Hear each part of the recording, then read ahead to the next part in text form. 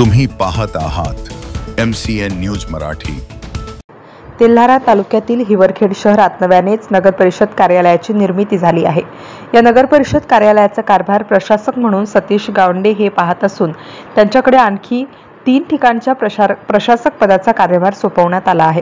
त्यामुळे त्यांचे हिवरखेड नगर परिषदेच्या व्यवस्थापनाकडे दुर्लक्ष होत असल्याचा आरोप स्थानिक ग्रामस्थ करीत आहेत।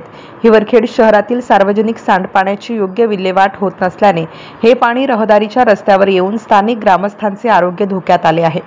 शहरातील प्रभाग क्रमांक 3 मध्ये असलेल्या लेंडी नाल्याचे पाणी अंगणवाडी केंद्राजवळ वाहत असल्यामुळे अंगणवाडीत जाणाऱ्या लहान बालकांना त्याचा त्रास सहन करावा लागतो आहे।